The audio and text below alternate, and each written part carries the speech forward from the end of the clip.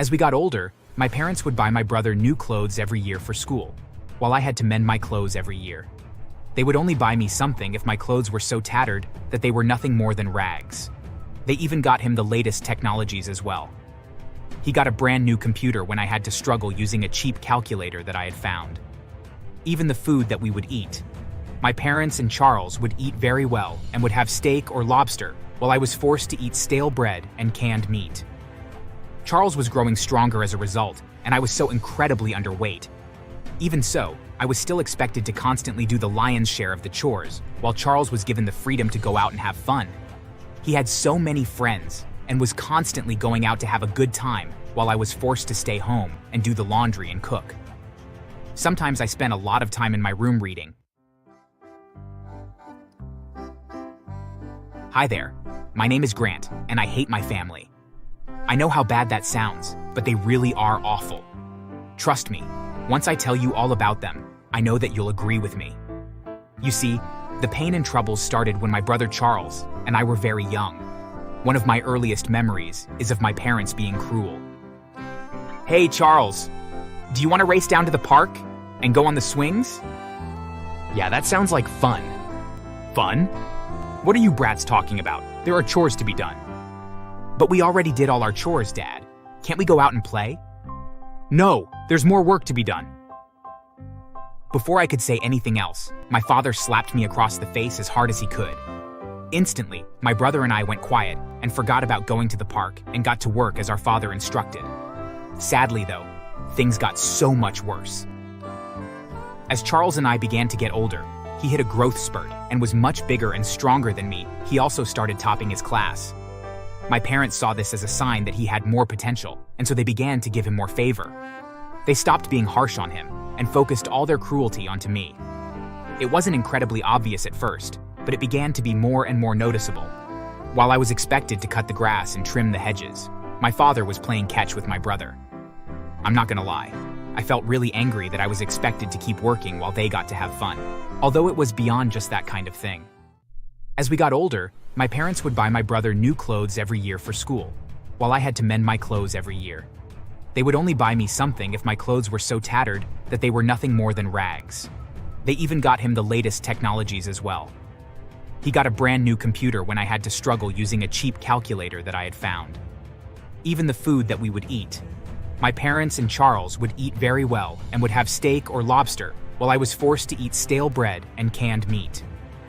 Charles was growing stronger as a result, and I was so incredibly underweight. Even so, I was still expected to constantly do the lion's share of the chores, while Charles was given the freedom to go out and have fun. He had so many friends and was constantly going out to have a good time, while I was forced to stay home and do the laundry and cook. Sometimes I spent a lot of time in my room reading, since I had nothing to entertain me for those times when I had no chores. It was during one of these nights that I heard Charles asking our parents for a car. Mom and Dad, can I please have a car? We're so sorry, Charles, but we don't have the money for a decent car for you, and you deserve only the best. But I want one. Don't you guys love me? Well, I have an idea. Grant, get in here. Yes, guys? Grant, you need to get a part-time job. Okay. But why? Because you need to help out. Your brother needs a car and you will help us. Wait a minute. So I have to get a job, but then I can't even enjoy the money I make? You selfish jerk. After we give you a house to live in and food in your belly, how can you be so self-absorbed? Reluctantly, I obeyed and went and started applying to jobs. However, I didn't have much luck at first. Every day I would come home without a job. My parents would scream at me and would alternate between hitting me or refusing to feed me. And I missed so many meals until I finally found a job at a dealership. It was hard work, but I didn't mind it actually. Mostly because I was able to get out of the house and spend time doing something other than just being stuck in my room. It stunk that I had to give my paycheck to my parents, and they in turn gave it to my brother, but I started making friends with the people that I worked with. My boss even started to take a shine to me, and some days he would have me taking the cars from the lot to get gassed up, or to even deliver cars. During these deliveries, he even would buy me food sometimes. Hey Grant, you've been doing such a great job. I wanted to give you a raise. Oh, thanks, I guess? You guess? I thought maybe you would be happy. Well, I would be, but I don't really get to enjoy the money I make. I have to give it to my parents. My boss was shocked when he heard that. I had been giving all my money to my parents so that my brother could buy a car. He then promised that he would still give me my raise, but that he would pay it to me under the table. That way, I could have my own money that my family wouldn't even know about. I then asked if he could help me open a secret bank account that my family wouldn't know about, and then demand access to it. Slowly, my secret account grew. All the while, the vast majority of my paycheck went to my brother, who eventually had enough to buy a pretty nice car. However, even after he bought it, I still had to give my money to my parents. They claimed that I still owed them for all that they were doing for me, which in all honesty wasn't much.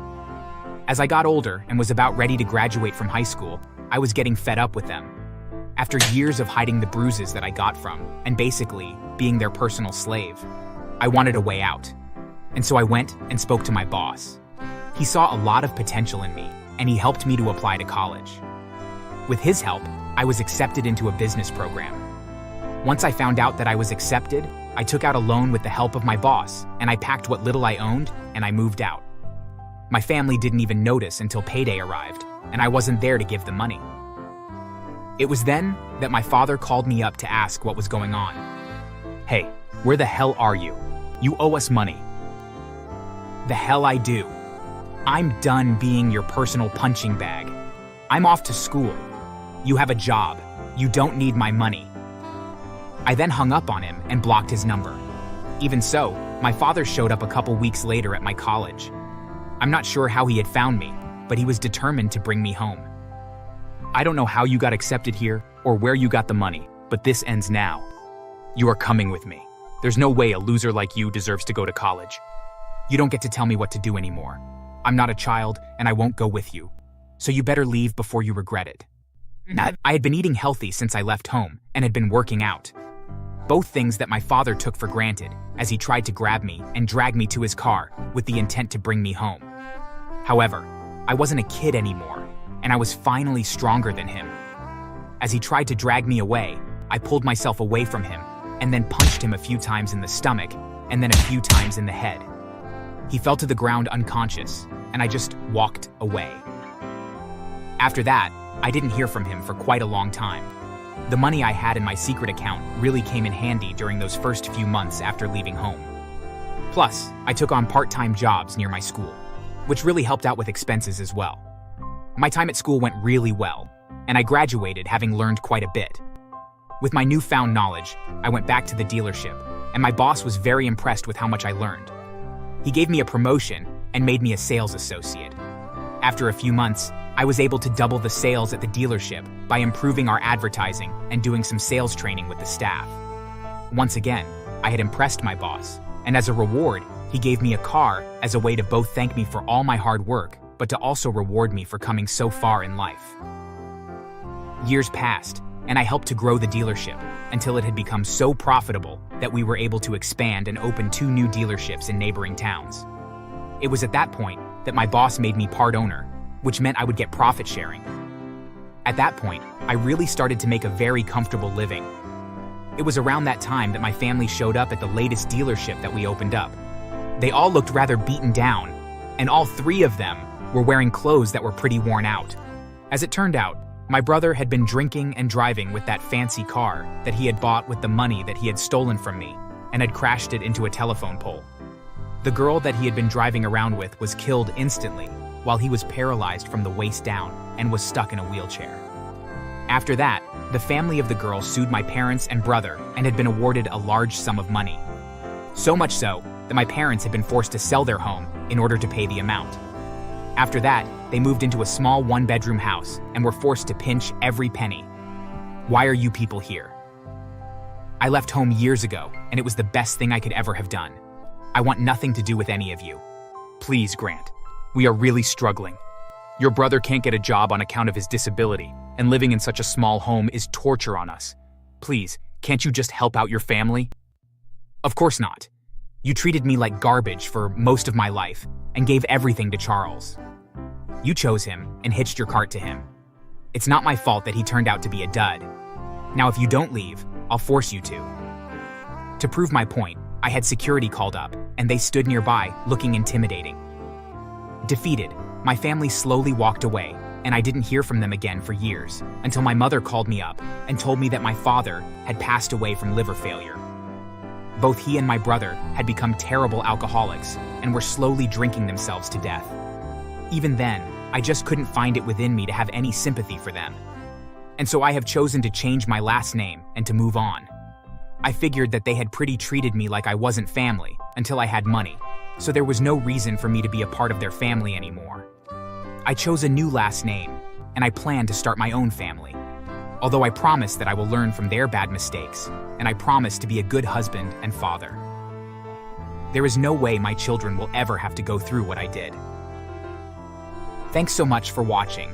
Make sure to subscribe and leave a comment down below saying I subscribed, and we will try our best to reply to your comment.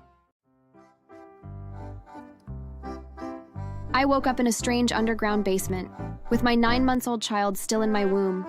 Hello everyone, my name's Ashley and I'm married to Marcus. I have an elder brother, a stepmother, and my father. I lost my mother when I was only a teen, and that affected me more than I would have ever imagined.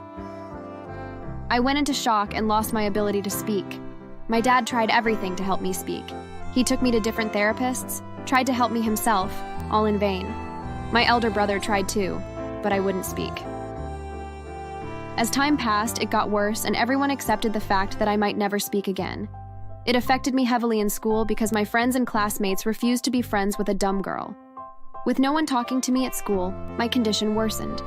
My dad was worried and even blamed himself. My mom was asthmatic, and he hadn't realized she was out of inhaler. She died alone at home after she got an attack and had no inhaler to use. He couldn't stop blaming her death on his forgetfulness. I watched him do that, and all I wanted to do was tell him not to blame himself, but how could I do that with a tied tongue? So, instead of trying to speak, I would often hug him in a bid to comfort him. Unfortunately, he misunderstood the gesture and always thought I was hugging him because I felt lonely. Yes, I was lonely, but I knew he was too. I tried to signal to him countless times that he was misunderstanding my gesture. I even wrote it a few times on a piece of paper and gave it to him to read, but he refused to believe. He thought I was only saying that to make him feel better. You don't have to pretend with me, Ashley. I know you're lonely. I'm so sorry. I wish I wasn't so careless to let your mother die like that. Well, it went like that until I had to stop giving him those hugs which I thought were comforting. I also stopped trying to communicate with him through writings. I became withdrawn. My brother was obviously miserable about the whole thing. Our dad was always blaming himself, and I was becoming more withdrawn. We began to grow apart, and that affected me even more. I developed anxiety, and it began affecting my study. My grades dropped drastically by the end of that session, and I nearly cried my eyes out. I hated myself because I knew I'd become weak, and it wasn't something my mom would have encouraged if she were alive. I prayed and wished for a miracle because I was tired of living as a dumb girl. Well, my wish seemed to be granted when my dad came home with a middle-aged woman one day and introduced her as Margaret, his girlfriend. That was 3 years after my mom's death, and I was a freshman in college. Margaret was so beautiful. My jaw nearly dropped when I saw her. Her smile was so bright, and she seemed like a very nice and friendly woman. When my dad introduced her, my elder brother was the first to hug her, and I followed after. I saw how relaxed my dad was when we both hugged her, and I could tell that he'd been scared about us not accepting Margaret. Well, 2 weeks after Margaret's last visit, she came again. This time she came with her daughter. I was surprised to see that she had a child as grown as me, but I didn't speak. I mean, I couldn't, even if I wanted to. Her daughter Eve was just as stunning as Margaret. She didn't seem as friendly as her mother. I noticed from her body language that she was full of herself, so I resolved to not be too close to her. Is this the dumb daughter? I'm glad to finally meet you, Chloe. My mom told me your mom died a few years back. I feel so sorry for you. I thought she was being insensitive and looked to my dad to stop her, but he was simply smiling at her like she was a gold medal. I took it in and managed to control my anger throughout the time Margaret and Eve were there. Both were so loud and annoying that I had to nurse a headache for 2 whole days. Well, It didn't take long before Eve and Margaret finally moved in with us. My brother seemed to be fine with it, but I wasn't. I didn't want to see Margaret and Eve every day of my life. At some point, I felt I was being selfish and decided to simply take in whatever they gave. And they gave a lot. Margaret was the direct opposite of who she pretended to be. She was pure evil. Her daughter wasn't any better. If Margaret was Lucifer, then Eve was her biggest demon. They put on a perfect act with me whenever my dad or brother was present, but when they were gone, I returned to hell. Eve and her mother would starve me, hit me, mock me, and even make me steal from my dad. It happened every time until my dad stopped keeping his money in his drawer. The new position was somewhere I couldn't steal from, and that made me happy. Unfortunately, my joy was short-lived. Eve and Margaret forced me to steal one day from his new hiding spot. Unfortunately, I got caught by my dad. I would tell him what happened, but there was no way I could communicate with him. He wasn't even keen on listening to me. My dad yelled at me until I was sobbing heavily. He told me how disappointed he was, and I felt my heart sink. I'd never seen my dad so angry. I continued crying until he stormed out. My brother came into the kitchen and hugged me. Once I was calm, he gave me a book and pencil and asked me to explain what happened, and I did so. Afterward, my brother sighed and hugged me again. It continued like that with Margaret and Eve until, thankfully, I met Marcus and we fell in love. 6 months later, I got engaged to Marcus. Marcus was everything to me.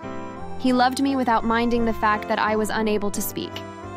I felt comfortable with him and didn't waste a second before giving him a yes when he proposed marriage to me. I met his parents and they loved me like I was their biological child. I was so happy with Marcus and his family. They were eager to meet mine, so I arranged one quickly. My dad seemed to be excited about it, as well as my brother. I couldn't tell if Margaret and her daughter were excited too, because it was a video call, but the two weren't there, even though I could hear their voices in the background. Anyway, 2 weeks later, Marcus and his family came over to visit us. I couldn't contribute to their discussion because I couldn't speak, but I was able to use my hands and facial expressions. I was enjoying it all until my stepmother suddenly began talking about embarrassing things I'd supposedly done. At first, Marcus and everyone was laughing, but they stopped when she was prolonging the stories. Some showed that she was straight up mocking me. That didn't sit right with them, and they stopped laughing. My stepmother seemed to notice because she also stopped and waved it off with laughter. After they left, Marcus called me at night to apologize for my stepmother's insensitivity. My brother also apologized because he very much knew she was making those jokes and saying those embarrassing moments to spite me. Thankfully, my wedding approached very quickly. 2 weeks after that family meeting, Marcus and I got married. It was a small wedding, like I'd wanted, with only family and close friends. I was so happy at the wedding. I'd never imagined being in a wedding gown because I thought no one would like me enough to make me their wife because I was dumb. After our wedding, Marcus encouraged me to start taking therapy again. Of course, I listened to him. I was grown enough and knew I needed to teach myself how to speak again. Only Marcus knew I was getting therapy again. My dream was to be able to show off my speaking voice to my family on my next birthday. Unfortunately, things didn't go as planned. My therapist was perfect at her job, barely 6 months in, and I'd already been able to speak quite properly. By then, I was sure that my words would be clearer by my next birthday. It was 2 years after my wedding. I was already 9 months pregnant, and I'd gone to visit my dad and brother. Unfortunately, I met Margaret and Eve instead. What are you doing here? You should be in your husband's house, not my dad's house. As much as I wanted to remind her that he was my dad first and still was my dad, I kept silent. They would discover my secret immediately if I did. I simply nodded and turned to leave, but Margaret stopped me. Stay for tea. It's your father's house after all. I didn't want to have tea or speak to them, so I refused by shaking my head. Very politely. However, Margaret refused to let me leave until after tea. I began to struggle with her to leave.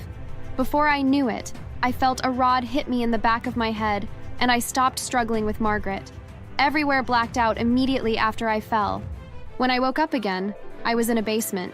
It reeked of rotten things and made me nauseous.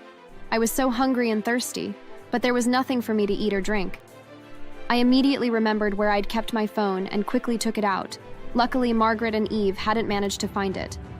I saw that it was still recording everything and I smiled. The audio recording was meant to record my dad and brother's verbal reaction. Without wasting any more time, I texted my husband and explained my situation to him. He had access to my location and assured me he'd be there with the cops as quickly as possible. Margaret and Eve came in immediately after I'd tucked my phone back into my bra. We're lucky to have you, dumb girl. The buyer gave a high amount. I could have Marcus to myself, too. I nearly scoffed. After mistreating me for years, they were planning to sell me off to a couple that wanted my baby and take my husband, too. Apparently, they wanted to get rid of the dumb girl and next my brother so they could inherit almost everything my dad had when he died. How much more unfair could they be? They didn't even consider my unborn child. Well, barely 30 minutes later, Marcus arrived with the cops. They were very discreet, so Margaret and Ashley, alongside the couple who'd bought me, were all caught and arrested while Marcus took me to the hospital. My dad and brother were shocked to hear the news and couldn't stop asking if I was fine. As soon as I left the hospital, 3 days later, I got ready to testify against Margaret and Eve in court. You can imagine their shocked faces when they heard me speaking for the first time. My dad and brother had cried at the hospital when they heard me. As for Margaret and her daughter, they were both found guilty of kidnapping and human trafficking. Them, alongside the buyers, all got a life sentence each. I had my son 2 weeks after, and our household was thrown into happiness. My dad forgot about Margaret and Eve so quickly that I had to question whether they ever had anything real between them. It turned out that my dad got to know she was a terrible person and simply waited until she broke up with him. Both mother and daughter suffered greatly in jail. They tried to escape once with the traffickers, but were shot and caught by the cops. Margaret got a bullet in her spine, Eve in both her arms, while one of the 3 traffickers got shot in the head and died. When I heard what happened, I couldn't be any happier. They absolutely deserved every misfortune they encountered. Thanks for watching. Make sure to subscribe and leave a comment down below, saying I subscribed, and we will try our best to reply to your comment.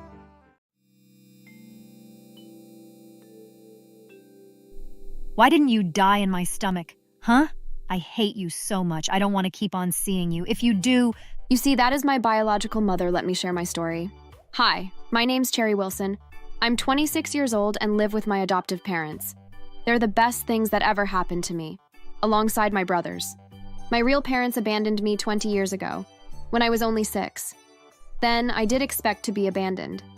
They'd threatened me with it countless times. My biological parents are people who don't believe that having female children was good. I was born after 2 years of their arranged marriage. My biological father's father was a wealthy man, same with my mom's father. They were both only children and already roped for marriage. To secure a partnership with them, they'd proposed marriage to their kids.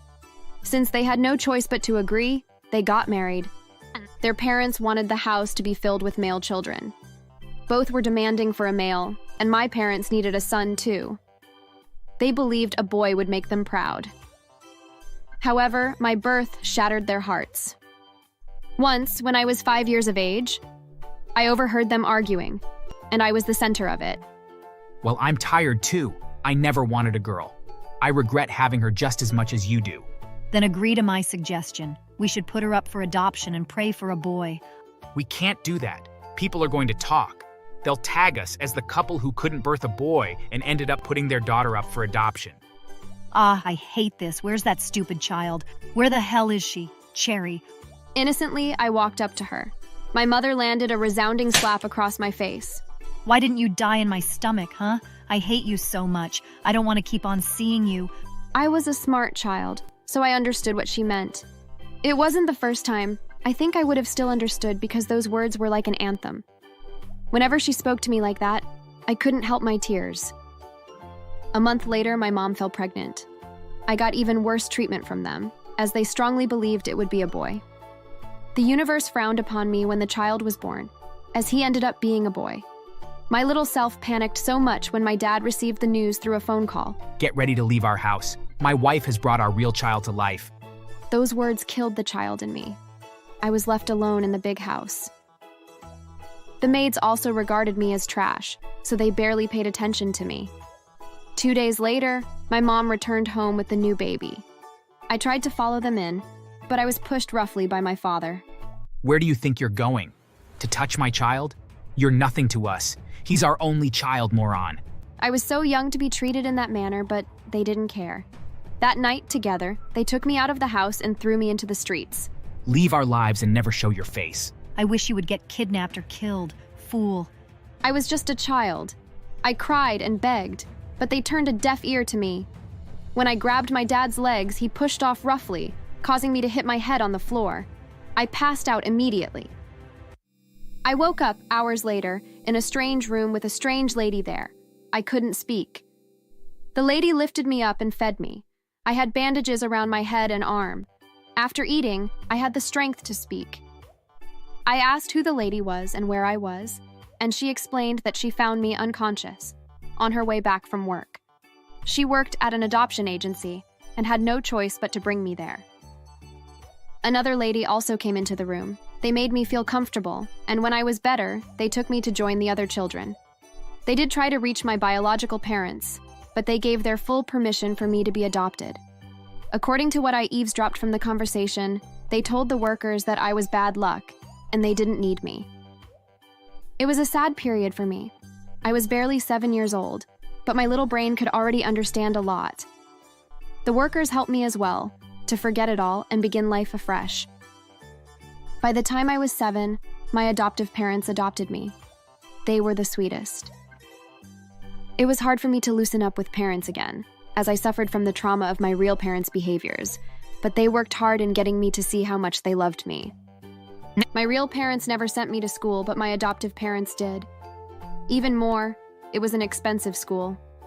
Their whole family never made me feel like I was adopted. Everyone loved me.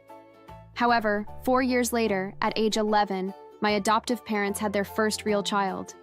It turned out to be a boy. When I heard the news from my grandmother, I went into a deep state of panic.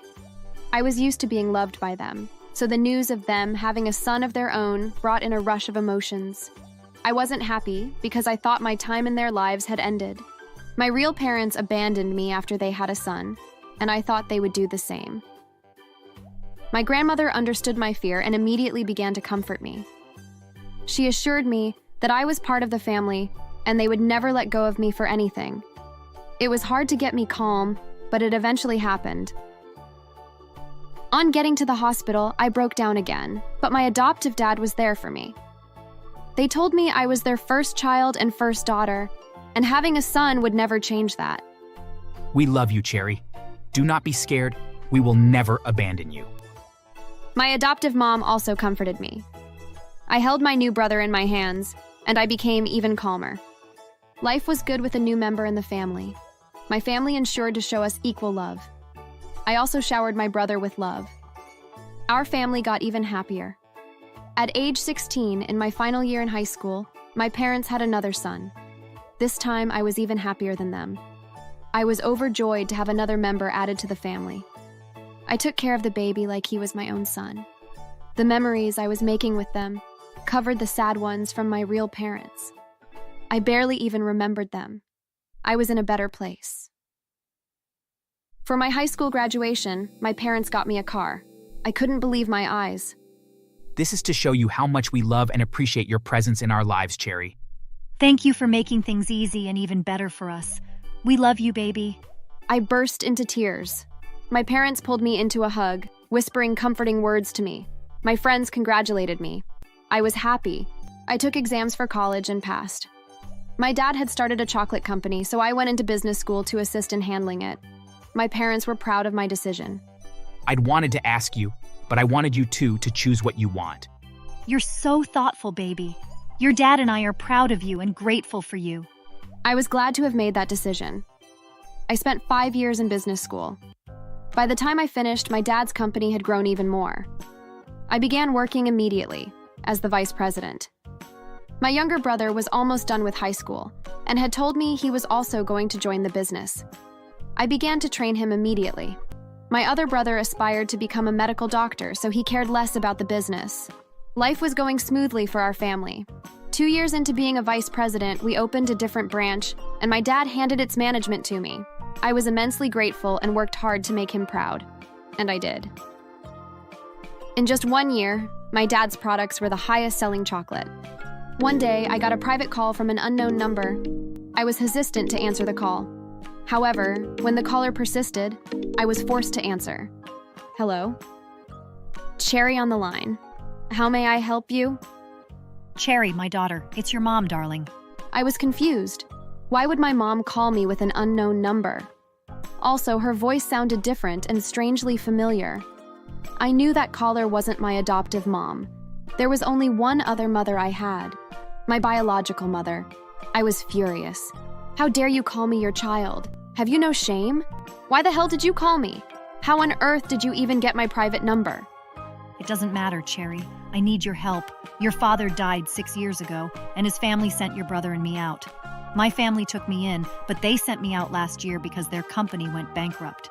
We can barely feed, Cherry. Your brother doesn't even go to college anymore, and no one is willing to employ a dropout. Help us, Cherry. Her audacity was shocking. I couldn't believe how shameless she was. After destroying my childhood, how did she get the courage to call me again? I ended the call without saying a word, as I knew I would say a lot of hurtful things to her if I spoke. She continued calling nonstop, but I refused to pick. During dinner with my family, her calls still kept coming in. Pick up your call, baby. Why are you ignoring it? I was hesitant to tell her the truth of who it was, but I eventually did. I don't know how she got my number, but isn't she so shameless? Answer her, darling. Help her out this once.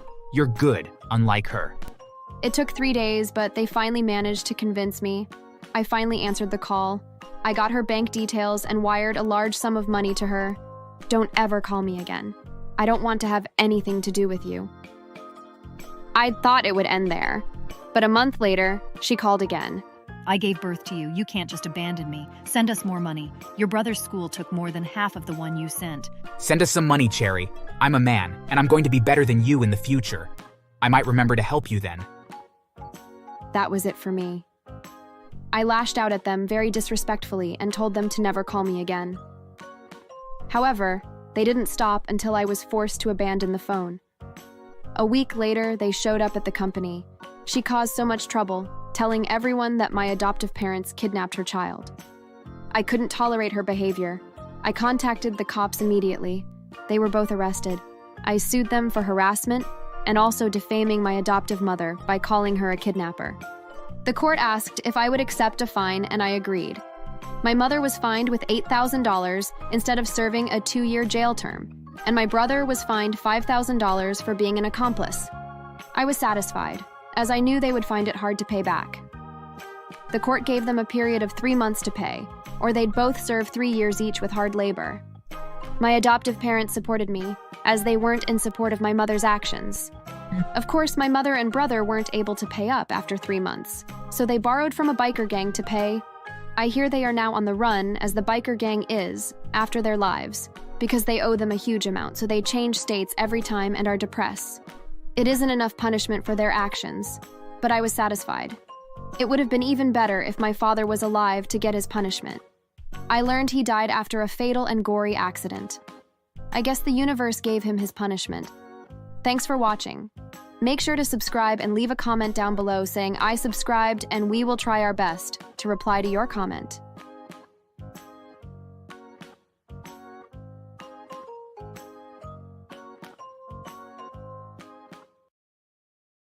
Life with my grandmother was hell. Come on, Indian monkey dance. Dance! It's what your people are good at. Dance! I would dance in tears. She made me aware of the fact that I was adopted. I didn't let my parents know that she'd told me, but I felt so bad. Whenever they weren't home, my grandma would only let me watch Indian movies and listen to Indian music. Your biological parents hated you. They abandoned you at the orphanage. My son is going to disown you when that barren witch finally gives him a child. You're going to be abandoned. I was always crying. I began to fall back on my academics. I stopped talking to my friends at school because my grandma said they were also going to leave me one day. I became quiet and withdrawn. Hi there. My name is Suli. I live with my American parents, but my biological parents were Indians. Well, my parents got married at ages 25 and 23. They decided to pause childbirth and enjoy life alone a little. Well, 2 years after their marriage, they decided to try for a child, and that's where the problems began. My mom had issues with her womb, so she had to undergo a surgery. When my dad's parents heard about it, things didn't go well. My granddad was cool with it, and even sympathized with my mom, but my grandma didn't take it lightly. What did you do with yourself during your school days, huh? Did you abort so much that you now have issues with your womb? I thought you were a good girl. Stop it, Mom. Liv is not like that, and you know it. You're being unnecessarily disrespectful. What? Are you insulting your mother now because of your wife? Where's that coming from, Mom? I didn't even insult you. Well, as you must have guessed, my mom felt so sad about it. She stood behind my dad, crying. My grandma had always treated her well. It pained her to see how the woman suddenly switched, and she blamed herself for it. I'm sorry, Mother. I promise you I wasn't a loose girl. I didn't date anyone until Ken asked me out. I swear to you, this just happened to be my situation. Tell that to a fool, not me. You want to have surgery, right? Go on. I dare you to not have my son's child after that surgery. Mom, you're being insensitive. She's gonna have to be on medication after the surgery. I'm fine with it whenever we have kids. You have no right to pressurize her. My mom underwent the surgery, and it went well. For a whole year, she had to be on medication. My grandmother didn't make things easy for her. Every week, she would go over to my parents' house and lash at my mom. My dad stood up for his wife whenever he was home, and at times when he wasn't, all my mom would do is cry while my grandma insulted her. After another year, my mom still didn't have any children. This time, she didn't have any issue, and neither did my dad. My mom's mother had passed away, but her dad was supportive of them. Same with my dad's father, but my grandmother continued troubling them. You're a barren woman. I regret agreeing when Ken said he wanted to marry you. You don't deserve to be a part of our family. Mom, she's as important to me as you are. Maybe even more, okay? This is my wife, my life partner. You better stop bothering her. My grandma didn't stop. She continued until my parents were forced to opt for adoption. They'd thought that would make her happy, but it was even the opposite. Adoption?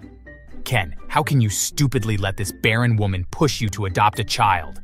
My son has been bewitched. Excuse me? I'm not barren, and I didn't bewitch Ken. We both agreed to this because of you. The doctor advised us to wait because we both have no problems. You're not making it easy for us, Mom. Don't you ever call me that. I'm not your mother. Your stupid mother is dead. Give my son children. My mom was even more broken, especially hearing how my grandma brought up her late mother. My dad comforted her in the best way he could. After 3 months, they went to an orphanage to process the adoption. When they found me, I was only a month old. My parents fell in love with me the moment they landed eyes on me, and I was picked. The process was quite long, as I was only an infant. Eventually, they got me and named me Suli. For the first 3 years after my adoption, my grandmother refused to come see me. She stopped talking to my dad. Even at the company, she refused to go there if my dad was present. It made my parents sad for a while, but they soon got used to it. Both my grandfathers loved me and showered me with love. My biological parents were both Indians, and I inherited their looks. It was easy to tell that I wasn't American. My parents and granddads didn't mind, but my grandmother did. She finally came to see me after 3 years. Well, my grandfathers thought she was being silly and spoke some sense into her. Why does the child have a different look from us? That's because she's Indian, Mom. Her biological parents are Indians. Indian? I can't believe this. How can you both be so stupid? You got an Indian kid? What good is it going to do to you? She's a girl, ma'am. Not it, she. Please address her appropriately. Oh, I see you've grown wings. Don't forget that you still don't have a child of your own, barren woman. Suli is our child, Mother. Can you watch your words? I don't have anything to watch. This child is unaccepted. She's not one of us, and I hate her. How can you be so hostile to a child? You're being so unfair.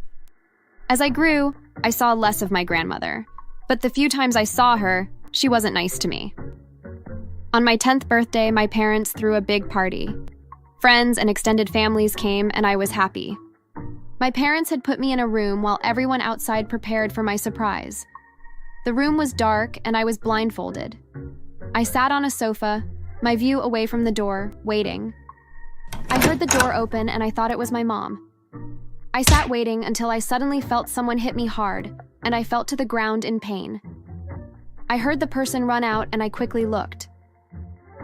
When they opened the door, I saw the person's face. It was my grandmother. Immediately after she ran out, my parents came in and turned on the light to see me crying on the floor. They were alarmed as they saw me bleeding. My dad immediately scooped me up and carried me out of the room. The party immediately ended because I was rushed to the hospital.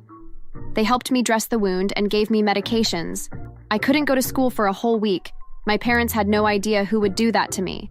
They would involve the police, but the area I was in had no CCTV camera, so there was nothing to use in finding the culprit. My parents had to move to another house because they thought our house wasn't safe anymore. I knew who did it, but I couldn't tell. I knew my parents weren't on good terms with my grandma, so I thought telling them wouldn't be nice. I became scared of my grandmother. It was even more uncomfortable for me when she suddenly made up with my parents and began visiting our house regularly. She encouraged my mom to resume work after 6 months, promising to help with looking after me. I wanted to tell my mom how scared and uncomfortable I was, but I couldn't. Not after seeing how happy my mom was about resuming work again. Life with my grandmother was hell. Come on, Indian monkey dance. Dance! It's what your people are good at. Dance! I would dance in tears. She made me aware of the fact that I was adopted. I didn't let my parents know that she'd told me, but I felt so bad. Whenever they weren't home, my grandma would only let me watch Indian movies and listen to Indian music. Your biological parents hated you. They abandoned you at the orphanage. My son is going to disown you when that barren witch finally gives him a child. You're going to be abandoned. I was always crying. I began to fall back on my academics. I stopped talking to my friends at school because my grandma said they were also going to leave me one day. I became quiet and withdrawn. I stopped eating as much as I used to, leading to me growing lean. I also began wearing baggy clothes that covered my thighs because my grandma told me I was shapeless, and the scar she gave me was ugly. On my 11th birthday, I refused to have a party no matter how much my parents begged me. I was scared of getting attacked again by my grandmother. My parents noticed the changes and felt bad about it. They tried to pull me out of whatever was bothering me, but it didn't work. Eventually, my mom paused working to look after me. I was free from my grandmother for a while, but I still didn't change. In fact, I became worse. My mom soon had to take me to a therapist, and I began taking sessions twice a week. One day, when my mom was away on a date with my dad, my grandmother visited us. I began crying immediately when I saw her. She smiled and resumed taunting me. She said my parents were taking me for therapy because they thought I was going insane. She told me they would soon return me to the orphanage. I cried so much until I fainted. My grandmother left the house. It was one of the maids who helped me return to consciousness. I got even worse, but my parents never left me. About 10 months later, my mom got pregnant. After nearly 14 years of their marriage, she was finally having her own child. You're going to be abandoned soon, Indian girl. They'll hate you and only love their child. I decided to confront my parents. I would beg them to not abandon me. The right time didn't come until my 12th birthday. They'd managed to convince me to let them throw a party. After cutting my cake, I requested to give a speech. My parents were all smiles, but my grandmother was busy mouthing the word abandoned to me. I began crying. I love you so much, Mom and Dad. I'm thankful that you adopted me even though I'm not American, and my real parents abandoned me. Please, don't leave me. I'm going to do anything you want. I'm going to love your child when it's born. Please, don't take me back. My parents were alarmed, as well as the guests and my grandparents. I could see the fear in my grandmother's eyes. My parents rushed to me and comforted me. They asked how I knew about my adoption, and I told them. I said into the mic everything I'd been going through in the hands of my grandmother. Everyone was shocked. My dad's eyes were red with anger. How dare you, Mom? Are you crazy? How could you do that to my child? How can you be so evil? You're her grandmother. You must be a fool to think that all Indians do is dance. I can't believe you. At your age, you should have some sense in your head. I can't believe you've spent 2 years bullying a child. She hid her face in shame as everyone talked down on her. My dad asked her to leave, but his dad stopped her. You have to apologize to Suli and take back your words about Indians. You must also dance in front of us the way you made my daughter dance. In shame, she went on her knees and apologized to me. She also took back her words and danced in tears. It was so embarrassing for her. Unfortunately for her, the video of her dancing like an Indian went viral and people often made fun of her. My parents refused to associate with her afterward and cut her off.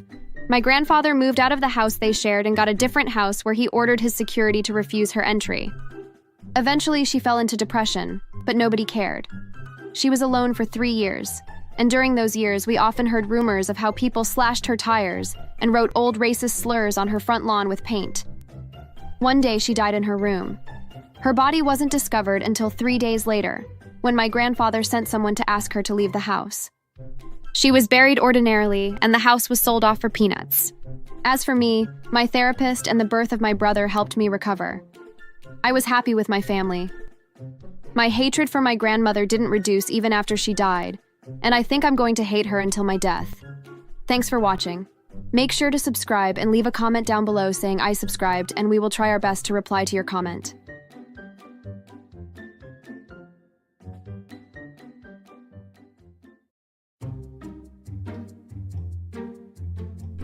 You stupid girl. You're just like your mother. I knew it was a bad idea letting a woman so low to marry my precious son. Stop crying, stupid. Your voice makes my skin crawl. Yes, that's my father-in-law, Mr. Roberts. My name is Rosaline, and I've been married to my husband, Christopher, for 8 years. We have 2 kids together, aged 6 and 4. Our first child, Jack, was born 2 years after our wedding, and his sister, Michelle, was born 2 years after him. We're planning to relocate our family to the UK after living with my in-law in their mansion for the whole 8 years. Christopher is a medical doctor, while I'm a nurse. He attended a well-known medical school, while I attended an average one. We met during our interview at the hospital we both worked at, and immediately connected. We only dated for about 6 months before Christopher and I decided that we were ready to get married. On the day he took me to his parents, I knew there would be problems. His kind mother liked me instantly, but I couldn't say the same for his father. What job do you do, young lady? I'm a nurse at the same hospital where Christopher works, sir. Oh? What school did you attend? The moment I answered that question, he changed. That's an average school. Are your parents poor? Honestly, my parents, before their death, weren't wealthy, but they did the best they could for me. They died after I graduated from high school, so I had to do part-time jobs to see myself through college. When I told my father-in-law that, he flared up. What? An orphan? How dare you think I will accept this marriage, Christopher? She not only attended a school below our standard, she's also an orphan. I love Rose, father. Please, don't talk down on her and give us your blessings. It took quite a long time before Mr. Roberts eventually allowed us to get married. I knew he hated me, but my mother-in-law's kindness was enough for me. At the wedding, when it was time to give his speech, he took his time to embarrass me as much as he wanted. Honestly, I'd wanted a better girl for my son. I worked my ass off to gain this wealth. I also made sure to send my son to the best medical school.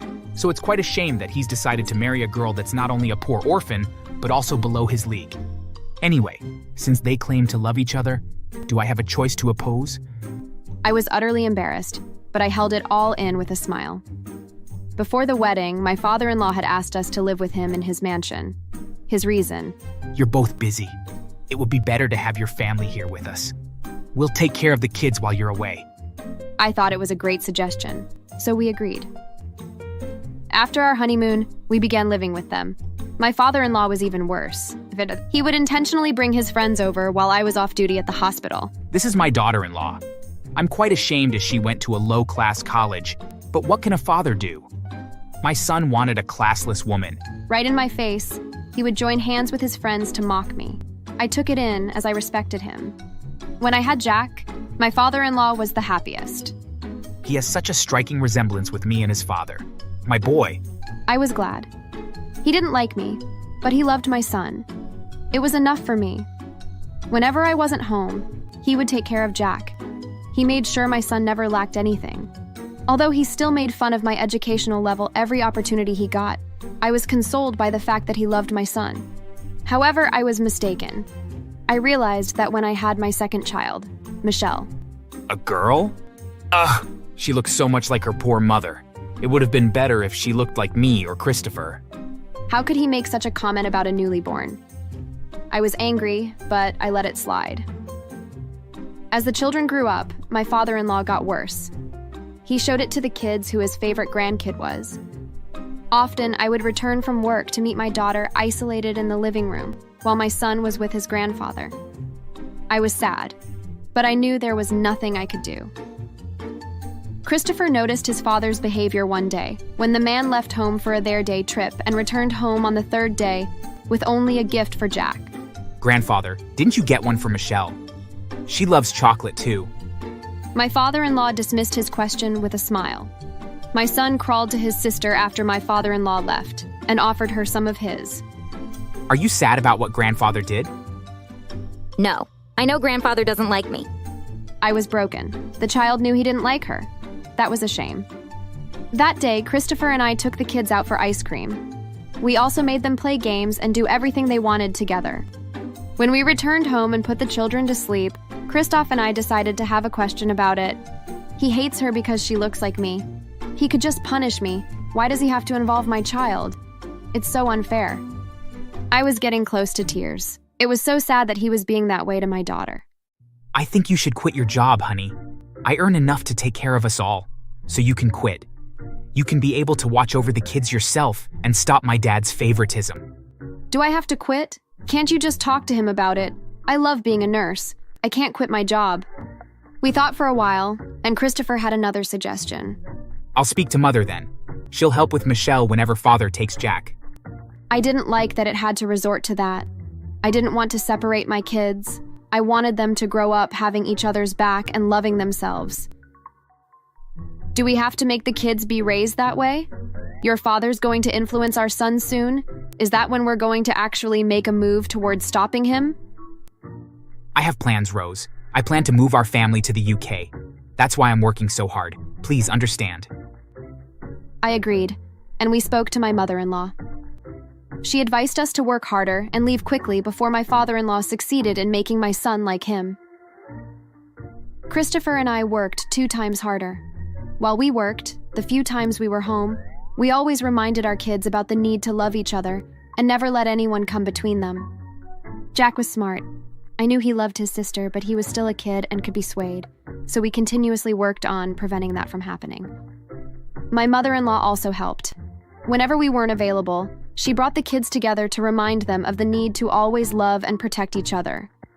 Once, during Thanksgiving, while I was preparing the food, my father-in-law walked into the kitchen to meet Jack and I there. Jack loved to watch me cook. What? How dare you bring my grandson in here? He's my son, father, and my son loves to watch me cook. I don't see how that's a problem. It is a problem, Rosaline. My grandson does not belong to the kitchen. Your daughter should be here, not my precious grandson. Why? He wants to be here. Well, I don't care. I'm taking him with me. You can call that child of yours who looks as greedy and poor as you to be in the kitchen. I watched as he picked up Jack and took him away. My mother-in-law soon walked in. Pay no attention to his words, darling. I'll be here with you. Together, we prepared the meal. 2 months later, my son celebrated his 6th birthday. My father-in-law got him the best gifts. However, for my daughter's 4th birthday, she didn't get even as much as a wish from him. My husband, her brother, my mother-in-law, and I made it memorable for her. We got her as many colorful gifts as we could get, and showered her with wishes and birthday songs. Christopher and I already got a house in the UK, and were processing our travel documents. Only my mother-in-law was aware about it. 2 months later, it was my grandfather's birthday. I was slicing the cakes in the kitchen when I heard him yelling. Alerted, I quickly dropped the knife and dashed upstairs to where his voice sounded from, which was his room. You stupid girl. You're just like your mother. I knew it was a bad idea letting a woman so low to marry my precious son. Stop crying, stupid. Your voice makes my skin crawl. I felt furious. How could he say they to a 4-year-old? Worst of it, my daughter was in tears, staring at the floor. I felt my heart sink. My husband and mother-in-law came in too. I was about to speak, but my son beat me to it. Why are you being unfair to Michelle, grandfather? She only asked if you wanted to play with her, and you hit her and said all that. Do you hate her, grandfather? My heart sank even deeper. My young son had noticed his bitterness toward my daughter, whose only offense was to look like her mother. Yes, I hate her. I only love you, Jack. Your sister's good for nothing. She's just like your mother. They're both useless. That's enough, Mr. Roberts. How dare you say that to my children's faces? Are you so shameless? You know, Father, I've tolerated how hostile and unfair you've been toward my daughter. How dare you think you can try to separate my kids? Kids, Jack is your only child. You should kick this poor woman and her child out. They don't deserve you. The girl is going to grow up like her mother, stupid and foolish. That's enough from you, Roberts. Are you insane? You've been this way from the time we got married. You even made me abort our second child because you thought she would grow up to become like me. Now that's enough. I won't let you tear my son's family apart. He was furious hearing his wife speak so boldly. As he raised his hand to slap her, Christopher stopped him. Not anymore, you evil man. I won't let you hit her anymore. You hear me? I grabbed my kids. Grandfather is a bad man. He doesn't like Michelle and wants me to hate her too. You should be ashamed, Mr. Roberts. That day, we took our things and headed to a hotel. My mother-in-law followed. She'd had enough and was going to divorce him. Christopher and I worked on getting transferred, while my mother-in-law worked on their divorce. 2 months after staying at the hotel, we all left for the UK, excluding my father-in-law. My mother-in-law had gotten half his properties from their divorce. She sold it all to start a fresh life in the UK. She got a house of her own and started a clothing line there, while Christopher and I worked harder. We had a trusted maid who looked after our kids. It'd been 10 years now.